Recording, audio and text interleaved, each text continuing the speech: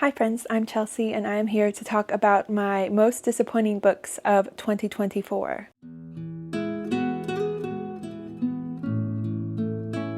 So if you saw my last video, you will know that I talked about my most surprising books of the year. So this is kind of the opposite of that. Books that I was expecting to love or had heard really good things about and that unfortunately just didn't quite hit for me. A lot of these are kind of more popular books, and I've talked about this before, but if books are really hyped up or really popular, they don't always meet the mark for me, and so that's what some of these will be. Of course, if you like any of these books, that's great. I am not saying that you shouldn't like them. They just weren't what I was hoping for necessarily, and a lot of these weren't even books that I even hated. Some of them I liked less than others for sure. Some of these I did enjoy to some extent. They just weren't what I was hoping for, and I didn't love them as much as I wanted. A lot of them are in like the 3-star range. With that little disclaimer, I'm just gonna go in order that I read them, so starting back at the beginning of the year, and just tell you a little bit about why these books were a little disappointing to me. The first one here is The Last Word by Taylor Adams. I have read another book by this author, No Exit, that was in my winter recommendations video. I really enjoyed that book a lot. Was really hoping to like this one a lot as well. They're kind of just like fast-paced, action-packed thrillers. I think The Last Word came out this year, so it was a fairly new release. Maybe it came out last year, and so I wanted to check it out, but unfortunately I didn't enjoy it as much as I enjoyed No Exit by the same author. It basically is about this girl who leaves a 1-star review of this random book, and then the author sees it, he gets really mad, and then he comes after her, tries to kill her / attack her. It's kind of a crazy premise when you think about it. I will say the vibes are great. She's in this isolated house. It's very spooky and creepy and disturbing, so that definitely delivered, and it was fast-paced. But it just felt kind of ridiculous. It's not supposed to be that believable, I don't think, but a lot of things really took me out of it. It just felt very convoluted at times and just really over the top. There were moments where I did want to know what would happen, but it didn't grip me as much as No Exit did, or as much as some other thrillers gripped me and had me on the edge of my seat. I was just a little bored at times and then just kind of rolling my eyes at some things. It's also very meta because you have a lot of elements in the book where you actually have manuscripts from the author's book that she gave the 1-star review of. So there were times where I didn't even know if what I was reading was just from the book manuscript or from this actual book, or if they were both the same thing. And so if you're kind of reading a thriller and you're just confused about what's actually happening, it's not really a good sign. Maybe that was intentional, but I was just kind of trying to figure out what was even real and what was happening because of the setup of it. It just wasn't a top favorite thriller. I haven't had great success with thrillers this year, unfortunately. I'm hoping to find more in 2025 that I really like. So if you have any thriller recommendations, let me know. So this next one may not be super fair because I did not finish it. I think I DNF'd it at about 25%. So I don't have the full book to talk about, but just my experience of the beginning of the book. But it definitely was a bit of a letdown for me because I hoped to love it and I couldn't even finish it. So this book is The Wishing Game by Meg Schaffer. This was one that had been going around a lot when I picked it up. I had seen a lot of really positive reviews that it was kind of a cozy, heartwarming, magical kind of book. So I just wanted to see what the hype was about. It's pretty short, I think, maybe like under 300 pages, but even then, I didn't really care to continue. I didn't really connect with the writing style. I think this was the first book by this author, and I'm not sure if I want to read more by her. I just felt like it was kind of juvenile, and it was trying to talk about kind of deeper, heavier topics, but it just felt a little juvenile to me, and I didn't really connect with the writing. The main thing that I didn't like, though, was the main character, Lucy, and kind of her relationship with this other character. So basically, right off the bat, we find out that Lucy is a teacher, and one of her students, Christopher, is an orphan. I think he's in foster care, and she really wants to adopt him. So that's great, you know. I'm all about adoption and family, but what kind of felt weird and inappropriate to me was she was always telling him, like, I'm going to adopt you, I'm your mother,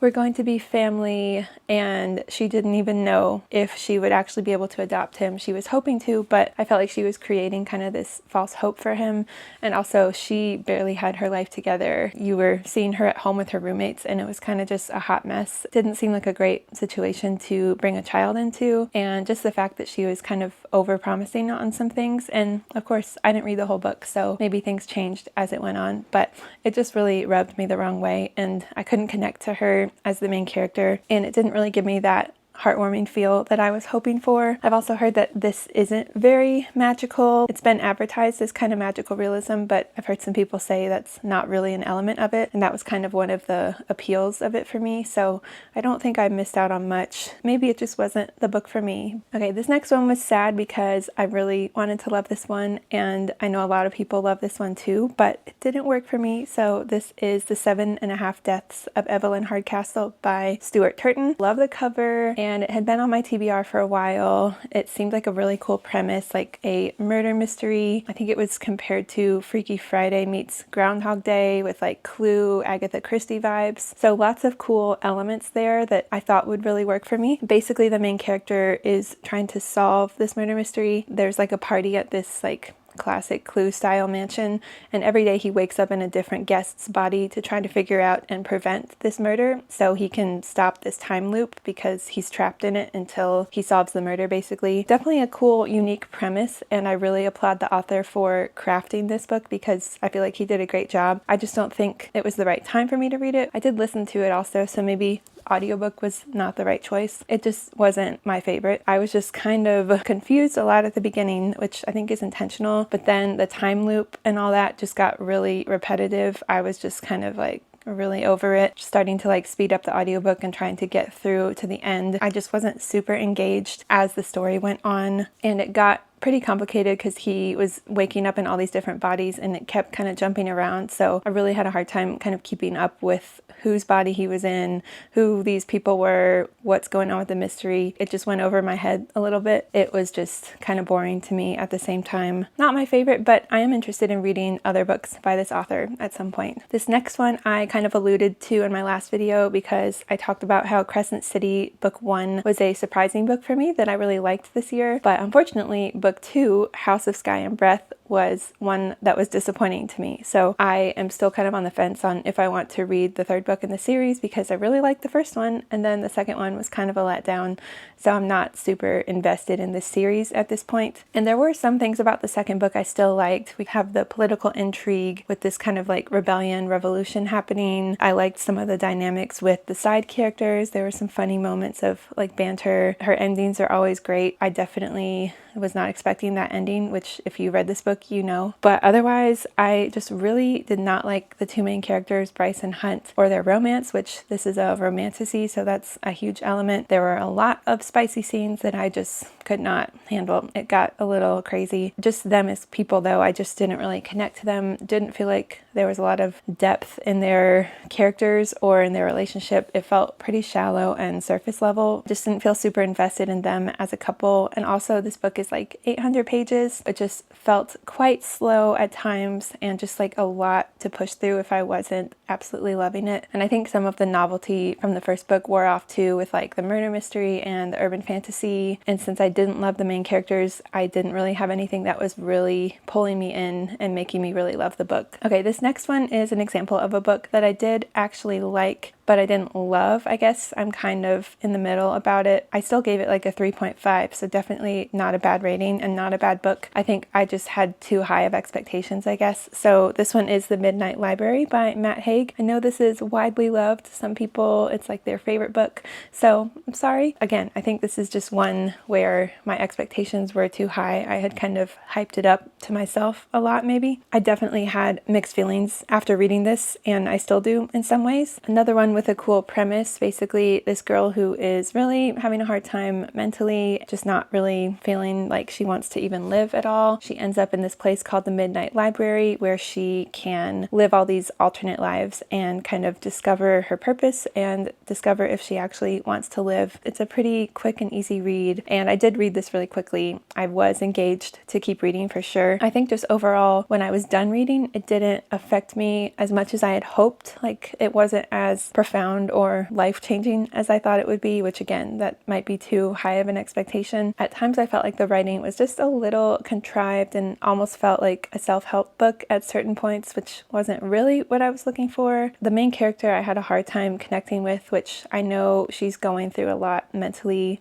and so I really appreciated that kind of mental health representation, knowing that she's not in a good place. I still just kind of had a hard time connecting to her as the main character, which is difficult for me in a book. And it also just felt a little predictable and kind of repetitive at times as she's going into all these different lives. I did enjoy seeing some of them, but then at times it just felt a little predictable. Like I kind of got the point of what was being expressed here and what we were reading about. The conclusion to me was good, but it just wasn't anything that really like rocked my world or made me really stop and think about my life and all that, which is kind of what I was going into this thinking that I would get out of it. So yeah, that's why it was kind of a letdown, but again, not a bad book by any means. So this next one is potentially one of my least favorite books of the year, and you won't be surprised. I feel bad. I feel like I'm always criticizing this book. That's not my intention. I just have to include it because it was a disappointment and I didn't love it. That is Powerless by Lauren Roberts. Another example of a very hyped up book that my expectations were pretty high for.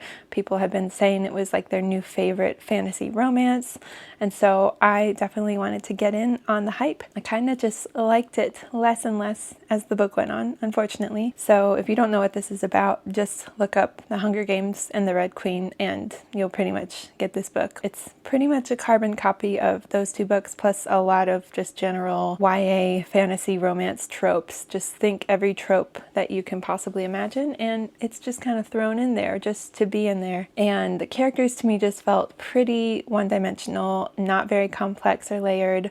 I did like the romance. I will say that. I liked Kai, the love interest. I just didn't really love the characters, didn't really feel like there was much going on there. Some very classic like villains as well that were just a little laughable. Very predictable plot. I did keep wanting to read it. Like I was invested enough to read the book, so that's something, you know. I didn't consider DNFing it, although I kind of wished I had by the end. So this is a debut novel, and so I don't want to say too much about the writing because I know she's kind of just starting out. But to me, I just didn't really connect with the writing. It felt a little cringy at times. A lot of alliterations that just started to bother me. Those are just me being picky at this point. Just a lot of things that kind of took me out of it. I don't really care to finish the series, but I know a lot of people are enjoying it, and that's wonderful. It just wasn't for me. Another one that was quite disappointing for me was A Curse for True Love by Stephanie Garber.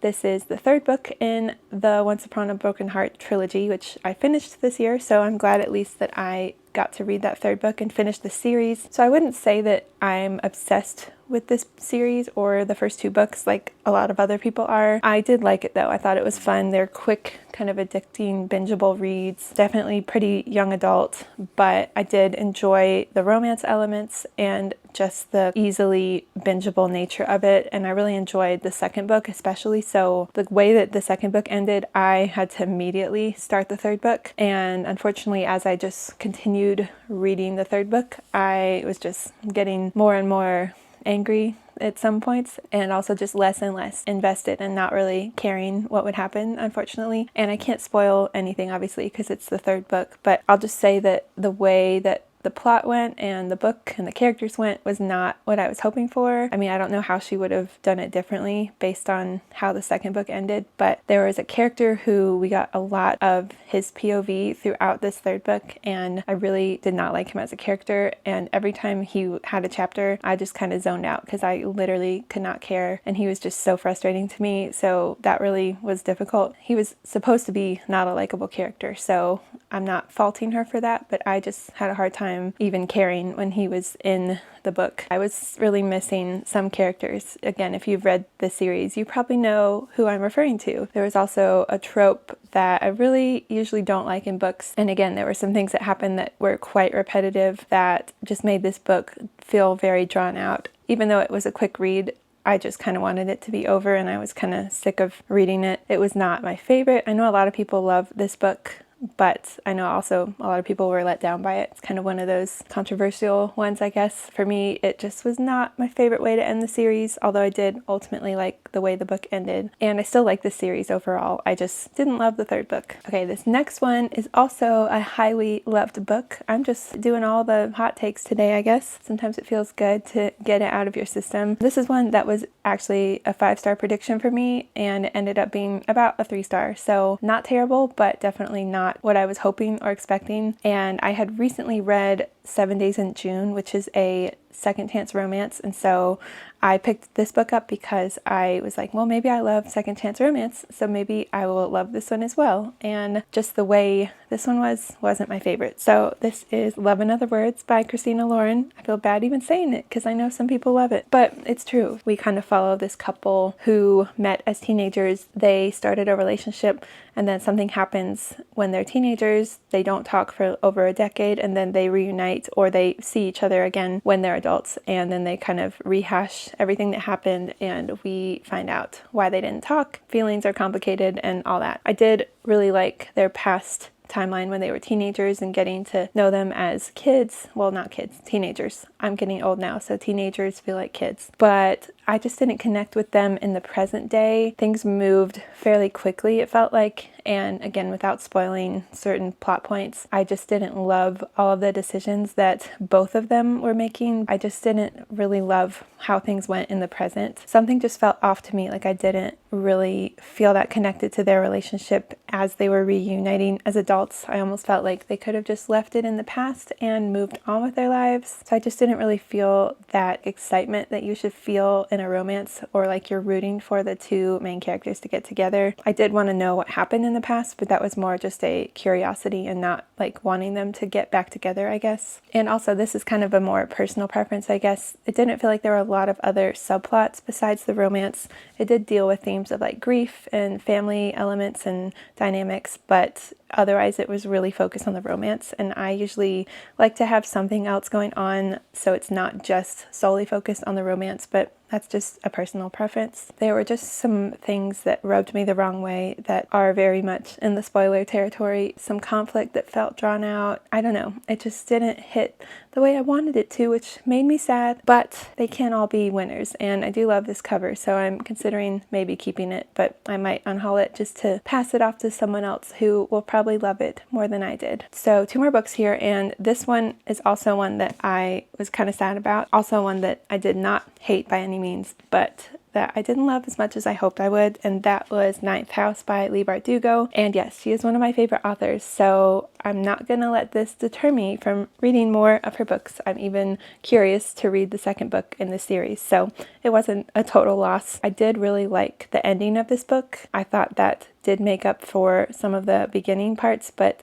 overall it was kind of just like a 3-star. I was so confused for the majority of this book. I did listen to this on audiobook at the beginning. I quickly switched to physical because I think it was just too much to take in via audiobook, so that was kind of my bad. But I was just kind of confused trying to piece all the things together. This is like a dark academia fantasy with supernatural things going on. There's a lot with these secret societies and this character Alex who is trying to monitor them and make sure there's not like anything nefarious going on, and it gets pretty sinister, pretty complicated. There's just a lot going on between the secret society and then the supernatural paranormal things, and also like her backstory, different timelines, different POVs, and I love all of those elements, but to me it just didn't quite feel like it was executed in a way that I enjoyed, I guess. It was just a lot for me to connect and piece together. I just felt like it was quite slow at times too, and it took a long time for anything to happen. By the ending, it was great. There was a lot that happened, but it was very much a slow lead up to that. It was just hard for me to feel invested. It didn't feel quite the same as, let's say, Six of Crows, Crooked Kingdom, or even The Familiar. I feel like all of those have a very distinct kind of writing style where you really hone in on the characters and feel very connected,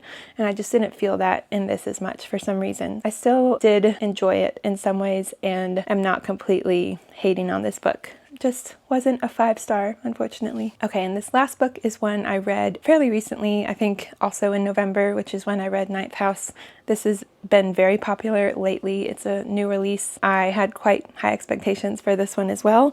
Maybe a good lesson to learn is just to lower my expectations a little bit. I don't know how to do that when books are really popular, but something to think about. So this is All the Colors of the Dark by Chris Whitaker. This is like a literary mystery thriller, which it's not, but some people refer to it as a thriller. Literary fiction, character focused, kind of slow burn with a mystery. And so I had read God of the Woods earlier this year, which I really loved. I gave it 5 stars. This one felt kind of similar in genre. It's also historical. And so I maybe was expecting too much from it because I really loved God of the Woods. But this one didn't quite hit the way I wanted it. I didn't hate it. I think I gave it like a 2.5 though, so not super great. But I actually did really enjoy one of the characters a lot. I read the whole book, I didn't DNF it, but this is another one where I kind of wish I had DNF'd it by the end. I don't know. I just felt nothing for the characters or the story by the time it ended, which is not great. I kind of just wanted it to be over. This is one that's really hard to talk about the plot without spoiling it, but basically we follow Patch. He is this boy in this town who saves a girl who was kidnapped.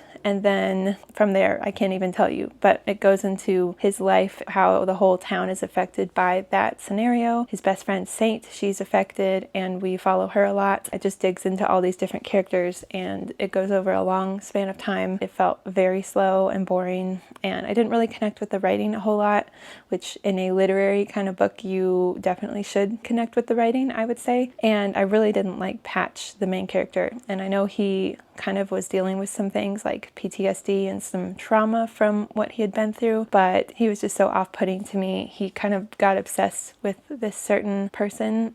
Again, can't spoil it. He just has this obsession that kind of overtakes his whole life for the rest of his life. It just really was hard to watch how it affected everyone else negatively. I just didn't really feel for him a lot. I really felt for Saint, his best friend. And also it is advertised as like a serial killer thriller, which there were like 2 scenes of that, and I wanted more of that. And it's also advertised as like a love story, but I had a hard time figuring out what that was about because I just didn't feel it. I think this one just missed the mark for me. It was my book club book and I was the only person who didn't really like it. So that could just be me and my experience of it. Those are my top 10 most disappointing books of 2024. Again, not terrible books, but just ones that didn't quite hit the mark for me. So I would love to hear what your list of disappointing books would be from this year. If you've read these and have similar thoughts, or if you loved these books, I would love to hear kind of a different take on it. Otherwise, I think that is it for now. Thanks so much for watching, and I'll see you in my next video. Bye!